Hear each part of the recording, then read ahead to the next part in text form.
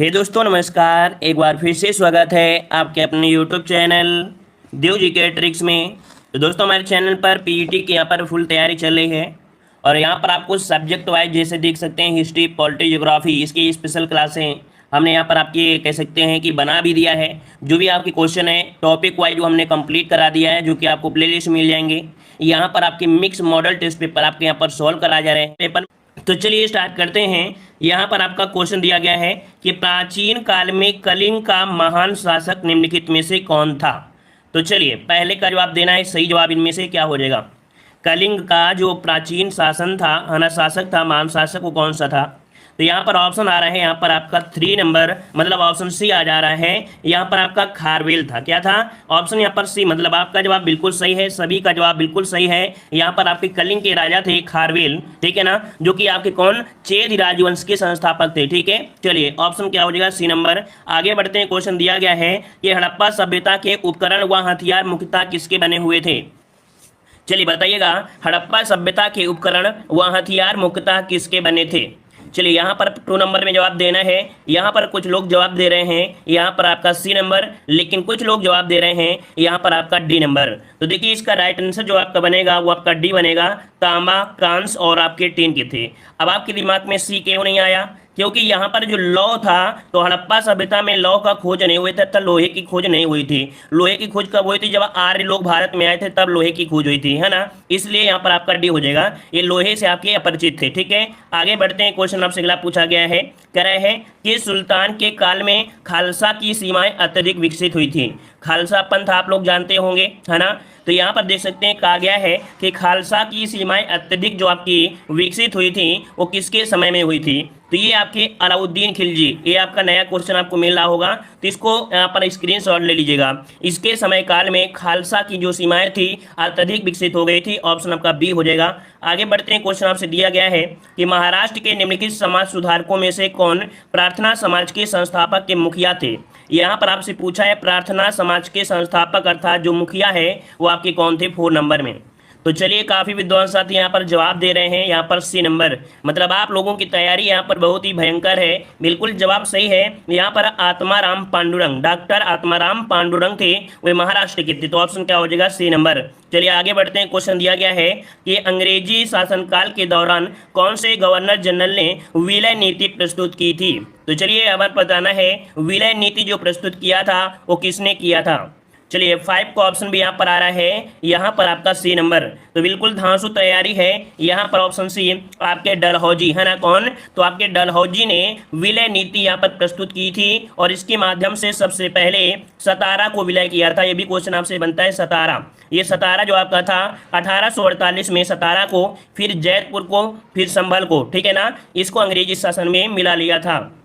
चलिए अब यहाँ पर आपके सिलेबस में दिया गया है मॉडर्न हिस्ट्री से क्वेश्चन, है ना। तो मॉडर्न हिस्ट्री से भी उसी प्रकार से, जिस प्रकार से सिलेबस है उसी प्रकार से आपका मॉडल पेपर है। तो चलिए यहाँ पर बताना है कि किस आंदोलन के साथ महात्मा गांधी ने भारतीय राजनीति में पदार्पण किया था, अर्थात ऐसा कौन सा आंदोलन था जिसमें महात्मा गांधी ने यहाँ पर स्टार्टिंग की अर्थात उद्घाटन कर दिया था। तो यहाँ पर ऑप्शन क्या हो जाएगा? चंपारण, है ना। ये क्वेश्चन आपका 100% है, पक्का पक्का आएगा गांधी से रिलेटेड, ठीक है ना। चंपारण है जो कि आपकी कब? तो 1917 में यहाँ से इन्होंने उद्घाटन कर दिया था।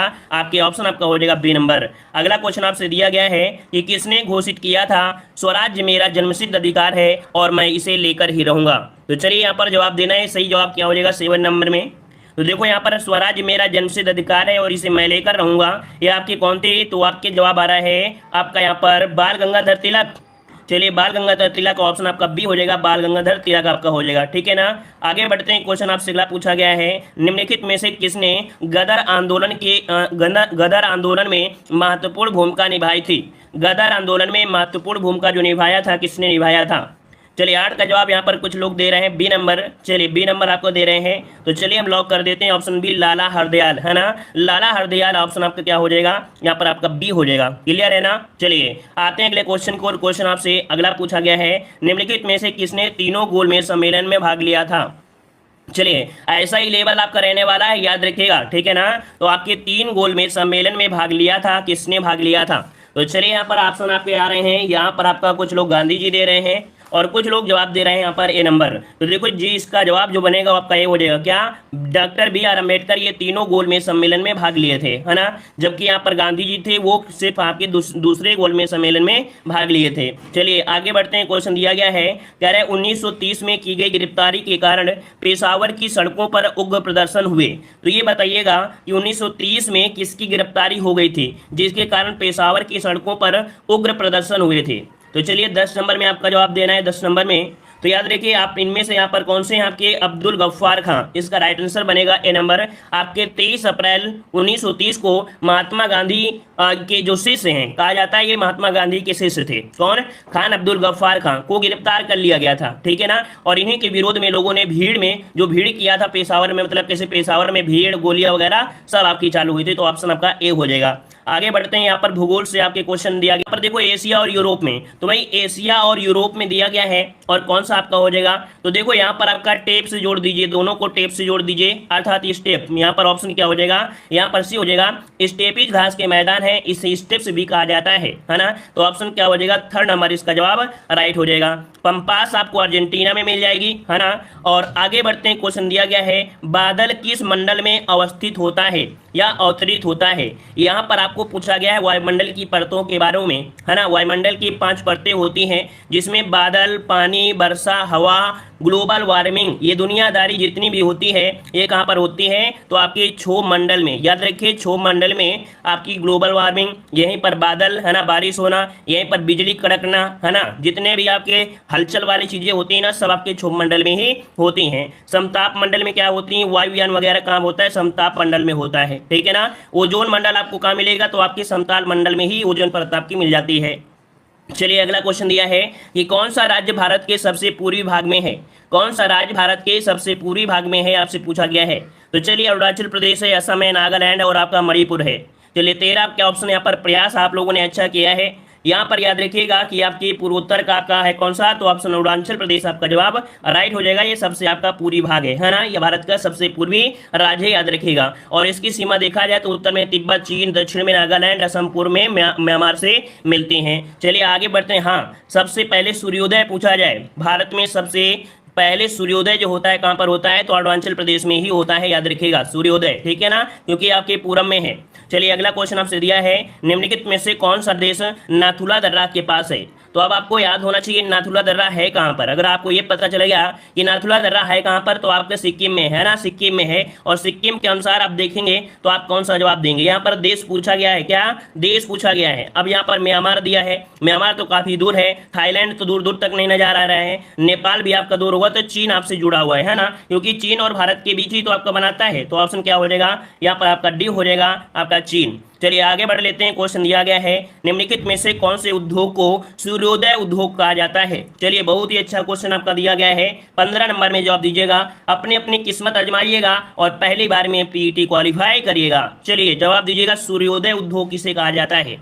चलिए 15 नंबर में काफी लोग जवाब दे रहे हैं। यहाँ पर आपका सूचना प्रौद्योगिकी, देखिए यहाँ पर जो ऑप्शन आपका बनेगा वो सी हो जाएगा कि सूचना प्रौद्योगिकी उद्योग को सूर्योदय उद्योग कहा जाता है। आम बोलचाल की भाषा में सूर्योदय उद्योग को ही हम लोग सनराइज इंडस्ट्रीज भी कहते हैं। क्या, सनराइज इंडस्ट्रीज के नाम से भी जानते हैं। और इसका प्रयोग ऐसे क्षेत्र या व्यवसाय के लिए किया जाता है जो अपनी प्रारंभिक अवस्था में, है ना, लेकिन तेजी से विकास कर रहा है। और आपको पता है जो सूचना प्रौद्योगिकी है बहुत तीव्र गति से विकास कर रहा है, इसलिए इसे सूर्योदय उद्योग कहा जाता है। क्लियर हो गया, समझ गए होंगे, उम्मीद है ये सब पॉइंट आपको समझ में आ रहा है।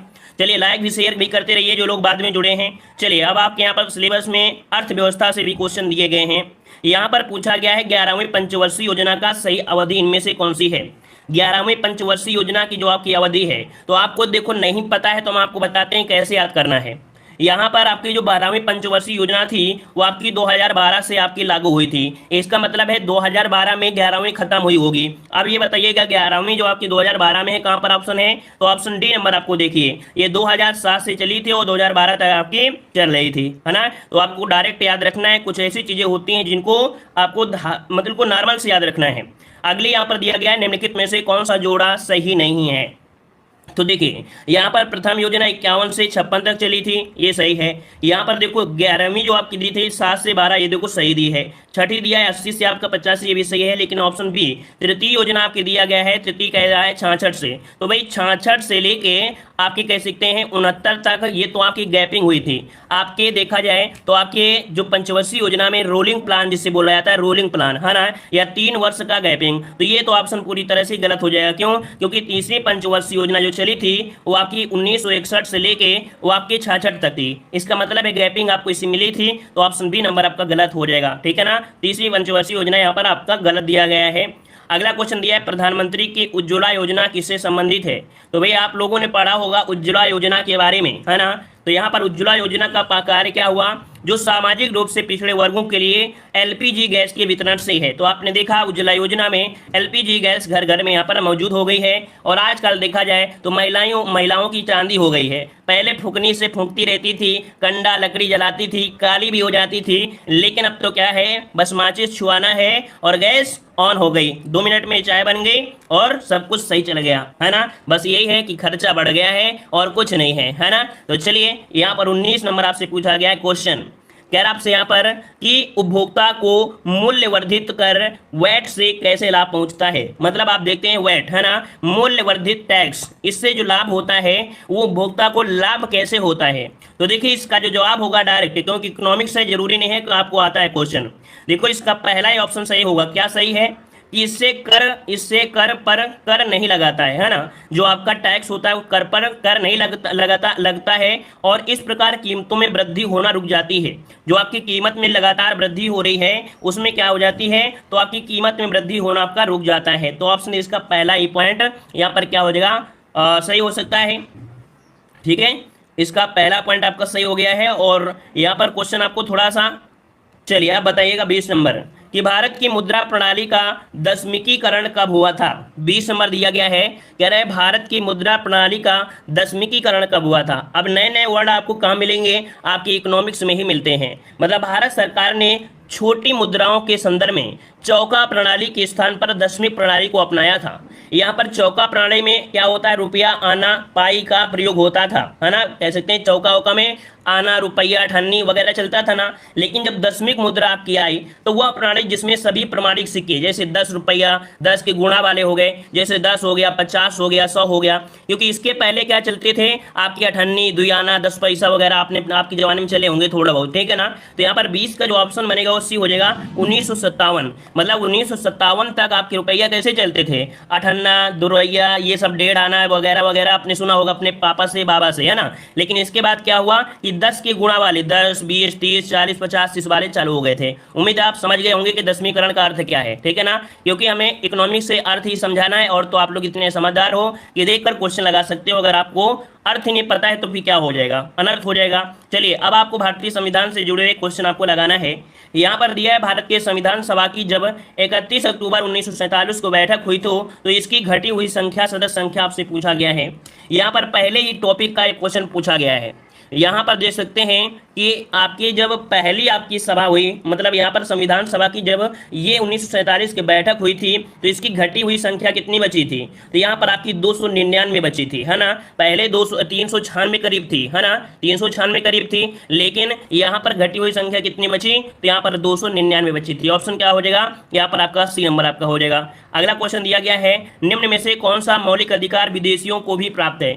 विदेशी लोग घूमने आते हैं, इनको कुछ अधिकार दिए जाते हैं। तो पहला पॉइंट दिया है देश में कहीं भी स्वतंत्रता पूर्वक यात्रा करने और निवास करने का अधिकार। तो ये क्या दिया गया, निवास करने का अधिकार नहीं है भाई, घूम लीजिए लेकिन निवास नहीं कर सकते हो, है ना। अगला दिया धर्म वर्ण जाति लिंग आदि के आधार पर भेदभाव को सुरक्षा का अधिकार है, ये भी नहीं है। यहाँ पर देखो ऑप्शन आपका बने कौन सा, 3rd नंबर, कि जीवन और व्यक्ति की स्वतंत्रता का अधिकार इन्हें दिया गया है। जो भी विदेशी हैं इन्हें जीवन और व्यक्तिगत स्वतंत्रता का अधिकार इन्हें इनकी सुरक्षा का दिया गया है ना। ऑप्शन क्या बनेगा, 3rd नंबर इसका जवाब राइट हो जाएगा। चलिए अब आपके यहाँ पर 4 ऑप्शन आपको दिखाई दे रहे होंगे। क्वेश्चन दिया गया है, संविधान का कौन सा अंश भारत के नागरिकों को आर्थिक न्याय प्रदान करने का संकेत करता है। तो चलिए बताइएगा संविधान का कौन सा अंश है जो भारत के नागरिकों को आर्थिक न्याय, क्या यहाँ पर आर्थिक न्याय प्रदान करने का संकेत देता है। एक क्वेश्चन को हमने बताया भी है कि आर्थिक न्याय जो मिलता है किसमें, राज्य के नीति निर्देशक तत्व के अंतर्गत आपको मिलेगा। ऑप्शन क्या हो जाएगा, ए नंबर आपका जवाब यहाँ पर राइट हो जाएगा। क्लियर है, चलिए आगे बढ़ते हैं। क्वेश्चन आपसे अगला पूछा गया है, चलिए यहाँ पर आपको दिया गया है कि भारत के संविधान के किस अनुच्छेद के अंतर्गत सशस्त्र बलों के सदस्यों के मौलिक अधिकारों को विशेष रूप से प्रतिबंधित किया गया है। तो अच्छा क्वेश्चन है, बहुत ही अच्छा क्वेश्चन है। थोड़ा समझ कर जवाब देंगे तो आपको लगेगा कि नहीं आज के टेस्ट में हमने कुछ सीखा है। इस क्वेश्चन को जवाब दीजिएगा सही क्या हो सकता है। तो देखो यहाँ पर दिया गया है सशस्त्र बलों के सदस्यों के मौलिक अधिकारों को विशेष रूप से प्रतिबंधित किया जा सकता है। कुल मिला के देखा जाए तो यहाँ पर जो आपका ऑप्शन है वो आपका हो जाएगा अनुच्छेद 33। अब आपके दिमाग में आया 33 क्योंकि 19 और 21 और 25 आपने पढ़ा था। मतलब इस क्वेश्चन में अगर आप तुक्का मारते तब भी आप जवाब सही दे सकते थे, क्योंकि आर्टिकल 33 के अंतर्गत बनाई गई कुछ विधियां हैं, है ना। संसद कुछ आपके कर्तव्य देते हैं, अनुशासन के रख रखाव को देते हैं, है ना, पुलिस सुरक्षा को यहाँ पर देते हैं। मतलब ऑप्शन क्या हो जाएगा, ए नंबर आपका जवाब राइट हो जाएगा। आगे बढ़ते हैं, क्वेश्चन आपसे दिया गया है पंचायती राज प्रणाली भारत के किस राज्य में सबसे पहले लागू की थी। चलिए यहाँ पर जवाब देना है पंचायती राज प्रणाली भारत के किस राज्य ने सबसे पहले लागू की। चलिए सबसे पहले की बात करते हैं तो आपका जवाब इनमें से क्या राइट हो जाएगा। तो काफी लोग जवाब दे रहे हैं राजस्थान। क्या जवाब आपने बिल्कुल सही चुना है। चलिए जवाब आपने सही चुना है तो हम आपके ऑप्शन को लॉक करते हैं। ऑप्शन बी आपका हो जाएगा राजस्थान। याद रखिएगा कि पंचायती राज प्रणाली सबसे पहले कहाँ लागू की गई, तो राजस्थान में आपकी लागू की गई थी। कब लागू की गई थी, तो ये भी याद रखना 2 अक्टूबर, कब, गांधी जयंती के दिन 2 अक्टूबर 1959 को भारत के प्रथम प्रधानमंत्री थे जवाहरलाल नेहरू, उनके द्वारा राजस्थान के नागौर जिले में, कहाँ पर, राजस्थान के नागौर जिले में सबसे पहले लागू की गई थी। आगे बढ़ते हैं, यहाँ पर आपका सामान्य विज्ञान से क्वेश्चन बिल्कुल आपके सिलेबस के अनुसार आपके बने हैं। यहाँ पर देखो दिया गया है कि किसी शिशु के वंशागत जीनों की कुल संख्या में, मतलब कह रहा है कि किसी शिशु के वंशागत मतलब आपके होते हैं कि ये आपके क्या है, चिंटू हैं, है ना। तो यहाँ पर जो इनके आपके आएंगे चिंटू के जो आपके और मतलब उनके बच्चे आएंगे वो भी आपके चिंटू हैं। तो जो आपके गुणसूत्र हैं अर्थात जीन है तो वो आपकी सेम ही तो होना चाहिए या अधिक हो जाती है। यहाँ पर 26 नंबर में तो देखिए यहाँ पर हमारे हिसाब से क्या होना चाहिए, तो देखिए यहाँ पर दिया है कौन सा, आपको सभी ऑप्शन थोड़ा सा जूम कर सकते हैं कि आप लोग क्वालिटी बढ़ा लीजिएगा तभी इसके चारों ऑप्शन दिखेंगे। तो देखिए यहाँ पर दिया है किसी शिशु को वंशागत जीनों की कुल संख्या में माता और पिता प्रत्येक से प्राप्त जीनों की संख्या समान होती है। मतलब यहाँ पर आपका जवाब आपसे बात करें तो 23 जोड़े का जो आपका होता है माता और मतलब 23 और 23 आपके माता पिता 33 करके 46 होते हैं ना, यही आपके किस में आते हैं, बच्चे में होते हैं। जब अगला वंश बढ़ता है तो यही 23 तो होता है, मतलब जो संख्या होती है क्या होती है, बराबर होती है। उम्मीद है आप समझ गए होंगे, जो जीनों की संख्या होती है क्या होती है, समान होती है ना। अगर समान नहीं होती है तो फिर क्या हो जाता है, बीमारियां हो जाती हैं, किसी का सर बड़ा, किसी की नाक बड़ी, किसी का पेट बड़ा, किसी का कुछ बड़ा, कोई बांझ हो जाता है, कोई नपुंसक हो जाता है। ठीक है, चलिए आइए 27 नंबर क्वेश्चन की ओर। कह रहा है वृक्क के आकार की द्वार नलिकाएं किसमें होती हैं। कह रहा है वृक्क के आकार की द्वार नलिकाएं जो होती हैं किसमें होती हैं, मतलब किस प्रकार से भी कह सकते हैं, तो आपके द्विबीजीय पादपों में वृक्क के आकार की द्वार कोशिकाएं किसमें होती हैं, तो ऑप्शन इसका बनेगा ए नंबर, द्विबीजीय पादपों में होती है, द्विबीजीय पादपों में होती है। ठीक है ना, ऑप्शन बनेगा ए नंबर। ठीक है, अब देखा जाए तो ये आपकी क्या होती हैं, रक्षक कोशिकाएं जो कि रंध्र के बाहरी किनारों पर आपकी बढ़ती रहती हैं। ठीक है, तो ऑप्शन आपका ए हो जाएगा। चलिए आगे बढ़ते हैं, क्वेश्चन दिया है, कह रहा है नान बाई की भट्टी में डबल रोटी बनाते समय खमीर अर्थात ईस्ट मिलाने का कारण क्या है। तो भाई आप लोग यहाँ पर डबल रोटी बनाते हुए तो देखा होगा या नहीं देखा होगा। मान लो अगर नहीं देखा है तो इसमें क्वेश्चन पढ़ा भी होगा कि उसमें ईस्ट मिला देने से या खमीर मिलाने से क्या लाभ हो जाता है। तो लाभ क्या होता है, तो यहाँ पर आपकी डबल रोटी को नरम कर देती है और स्पंजी बना देती है। तो ऑप्शन क्या हो जाएगा, यहाँ पर आपका बी नंबर आपका हो जाएगा, डबल रोटी को नरम और स्पंजी बनाने के लिए। क्लियर है ना, तो ये भी पॉइंट आपका यहाँ पर क्लियर हो गया है। चलिए आगे बढ़ते हैं, क्वेश्चन दिया गया है, यहाँ पर सामान्य हिंदी से क्वेश्चन आपके आ चुके हैं। यहाँ पर सामान्य हिंदी में यहाँ पर से दिया गया है, कह रहे नीचे 4 शब्दों के समूह आपको दिए गए जिसमें 3 पर्यायवाची हैं, बाकी एक भिन्न है उसे आपको बताना है। तो चलिए यहाँ पर देखो 4 आपके पास ऑप्शन दिए हैं पर्यायवाची के। अब यहाँ पर देखो 3 आपके एक जैसे होंगे लेकिन एक आपका इनमें से क्या है, अलग आपका दिया गया है। तो देखिए यहाँ पर आपका दिया गया परलोक, स्वर्ग आदि, अन्यलोक और आपके अन्य आदमी। तो यहाँ पर 36 वाले में क्या सही हो सकता है? तो देखो परलोक भी आपने पढ़ा, स्वर्गलोक हो गया, अनलोक हो गया, लेकिन अन्य आदमी का लेना देना यहाँ पर नहीं है। तो ऑप्शन क्या हो जाएगा? यहाँ पर डी आपका जवाब राइट हो जाएगा। कुछ इसी प्रकार से घुमाऊ प्रकार के आपके क्वेश्चन मिलने वाले हैं। चलिए यहाँ पर विकर्षण का विलोम क्या होता है? विकर्षण का विलोम आपसे पूछा है, विकर्षण का विलोम क्या हो जाएगा? तो चलिए 37 नंबर में विकर्षण हो रहा है। विकर्षण मतलब क्या हो गया? जैसे आप मान लीजिए एक ये चुम्बक ये है और एक ये चुम्बक आपका है, एक यस है और एक आपके यहाँ पर एन है, तो ये तो चिपक जाएंगे, लेकिन अगर एस एस है तो क्या होंगे? दूर होंगे। मतलब यहाँ पर पहले विकर्षण हो रहा था, है ना, अब क्या होगा? आकर्षण। ऑप्शन क्या हो जाएगा? बी नंबर आपका राइट हो जाएगा। क्लियर हो गया इतना पॉइंट? चलिए आगे बढ़ते हैं। क्वेश्चन दिया गया है, कह रहा है वाक्य खंड के स्थान पर एक शब्द आपको बताना है। यहां पर दिया है जिसका विभाजन ना किया जा सके, जिसका विभाजन ना किया जा सके उसे क्या कहते हैं? चलिए अखंडित कहते हैं या अविभाज्य कहते हैं? चलिए दो में एक आपको बताना है, इनमें से कौन सा हो सकता है राइट? तो देखिए इसका राइट आंसर हो जाएगा जिसका विभाजन ना किया जा सके उसे अविभाज्य कहते हैं। इसका राइट आंसर जो बनेगा वो आपका बनेगा कौन सा? यहाँ पर आपका बी होगा अविभाज्य। लेकिन काफी विद्वान साथी यहाँ पर जो जवाब दे रहे हैं वो आपका डी दे रहे हैं, तो यहाँ पर याद रखिए इसका ऑप्शन बी हो जाएगा। देखिए वीडियो आप लोगों ने लाइक नहीं किया भाई, जो लोग इतनी देर से जुड़े रहे हैं, जो पहली बार आए हैं तो चैनल को जरूर सब्सक्राइब करिएगा। आपको पीटी में कोई समस्या नहीं होगी, ना ही किसी का कोर्स लेना पड़ेगा, ना ही मार्केट से आपको बुकें खरीदना पड़ेगा। पीडीएफ आपको यहाँ पर टेलीग्राम पे मिलती हैं और साथ में पूरा कंप्लीट सिलेबस आपको टेलीग्राम पे कह सकते हैं प्लेलिस्ट में मिल जाएगा। सब्जेक्ट वाइज आपको प्लेलिस्ट आपको मिल जाएगा। ठीक है, तो चलिए आइए यहाँ पर क्वेश्चन दिया है यद्यपि में कौन सी संधि है? यद्यपि में आपसे देखो बहुत ही होशियार बच्चे हैं जिन्होंने क्वेश्चन देकर तुरंत आंसर दे दिया है। यद्यपि में कह रहे हैं कि आपकी यण संधि है, मतलब आपने हमारे तरीकों के अनुसार से जो ट्रिक है यहाँ पर यद्यपि में आपका आधा शब्द मिलेगा और ये मिलता है आपकी यण संधि में। क्या? यण संधि में मतलब देखा जाए इसमें से ई का और आपका या जो आपके मिलते हैं तो आपका या हो जाता है, तो ऑप्शन आपका यहाँ पर ए नंबर आपका हो जाएगा। क्लियर है ना? आगे बढ़ते हैं। क्वेश्चन दिया गया है अपना हाथ जगन्नाथ लोकोक्ति का सही अर्थ आपका क्या हो जाएगा? चलिए अपना हाथ जगन्नाथ लोकोक्ति का सही अर्थ क्या हो जाएगा? तो चलिए यहाँ पर दिया गया है ईश्वर से साक्षात्कार करना, ईश्वर के समक्ष हाथ फैलाना, अपना काम स्वयं द्वारा ही संपन्न उचित आपका होता है और अपने हाथ में ईश्वर की मूर्ति देखना। तो ऐसा नहीं होगा, मतलब आपका जवाब क्या हो जाएगा? सी नंबर, अपना काम स्वयं द्वारा ही संपन्न करना उचित है। क्या आपसे निम्नलिखित में से किस देश के राष्ट्रपति द्वारा यूक्रेन के राष्ट्रपति वोलोडिमिर जेलेंस्की को order of the white eagle प्रदान किया गया है? दोस्तों यहाँ पर देख सकते हैं काफी अच्छा क्वेश्चन करंट अफेयर का है। यहाँ पर जो आपका आंसर है 21 नंबर का ऑप्शन क्या हो जाएगा? पोलैंड इसका आंसर है, राइट हो जाएगा, पोलैंड हो जाएगा।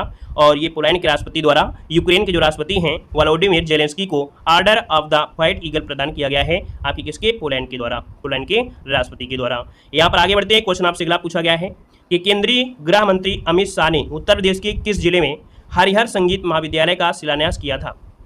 चलिए 22 नंबर की अगर बात करते हैं तो दोस्तों ऑप्शन क्या हो जाएगा? तो दोस्तों ये आपका है आजमगढ़ में। कहाँ पर है? तो आपके आजमगढ़ में हरिहर संगीत महाविद्यालय का शिलान्यास किया गया है। ऑप्शन बनेगा आपका बी नंबर है, राइट हो जाएगा। ये 7 अप्रैल 2023 को किया है शिलान्यास। आगे बढ़िए, क्वेश्चन आपसे अगला पूछा गया है।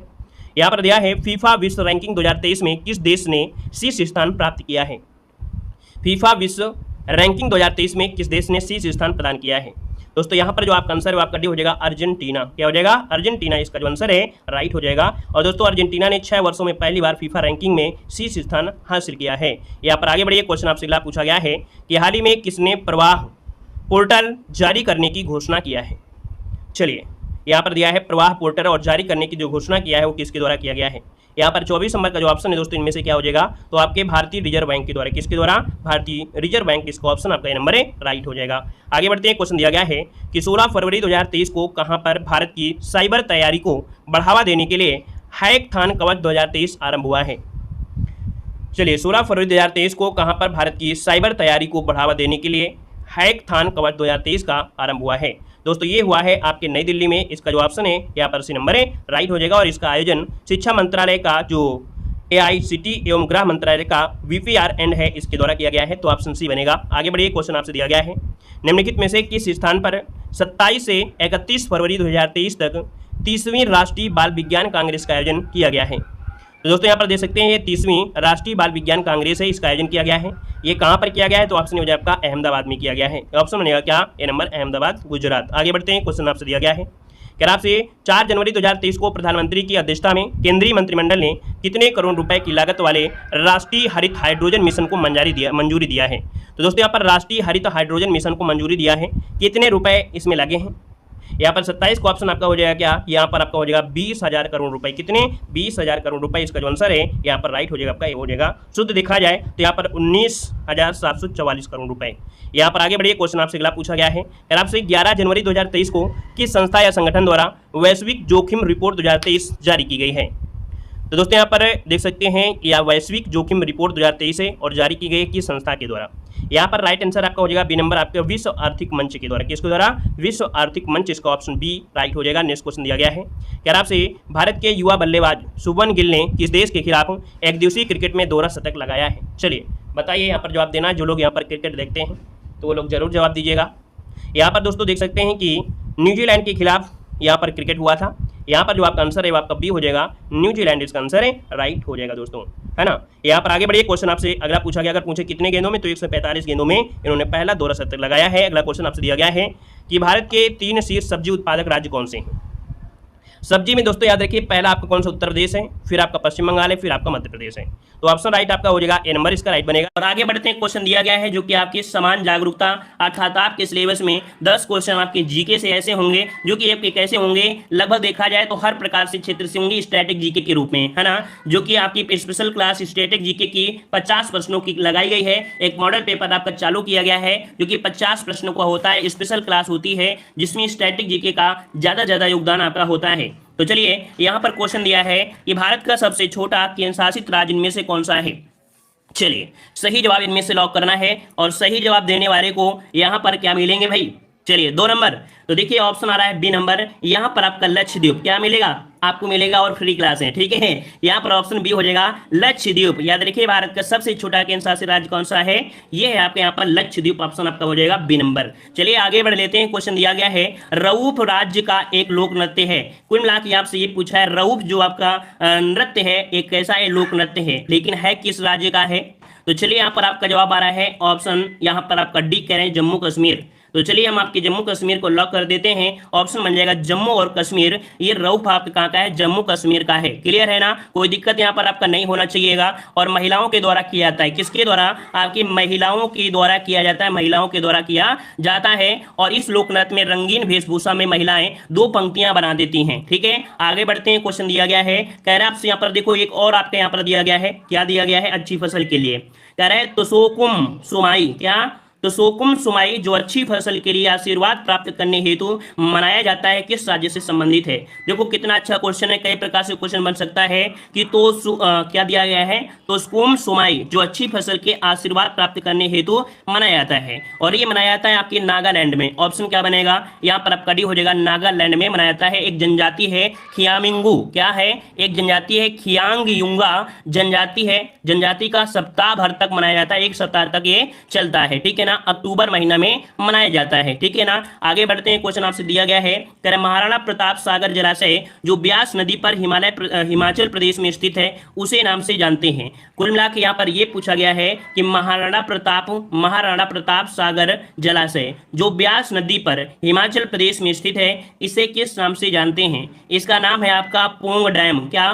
पोंग डैम है, पोंग डैम। ऑप्शन क्या बनेगा? ए नंबर आपका हो जाएगा, जो कि मतलब पोंग डैम झील के नाम से भी जाना जाता है। इसे पोंग डैम झील के नाम से भी जाना जाता है, जो कि 1975 में भारत में हिमाचल प्रदेश के कांगड़ा जिले में शिवालिक पहाड़ियों में आर्द्र क्षेत्र में ब्यास नदी पर सबसे ऊंचे भूकंपरोधी बांध का निर्माण किया गया था। तो ऑप्शन क्या हो जाएगा? ए नंबर आपका हो जाएगा। आगे बढ़ते हैं, क्वेश्चन दिया गया है, कह रहे निम्नलिखित में से किस राज्य की सीमा बांग्लादेश से नहीं लगती है? यहाँ पर बात किया गया है राज्य की, कहां से? राज्य से बात किया गया है, तो आपका दिया गया है बांग्लादेश, है ना। तो दिया है मेघालय, मणिपुर, त्रिपुरा और आप मिजोरम। तो यहाँ पर कुछ लोग जवाब दे रहे हैं बी नंबर, कुछ लोग जवाब दे रहे हैं डी नंबर, लेकिन इसका राइट आंसर क्या हो जाएगा ये आप लोग ही जवाब दोगे जल्दी से।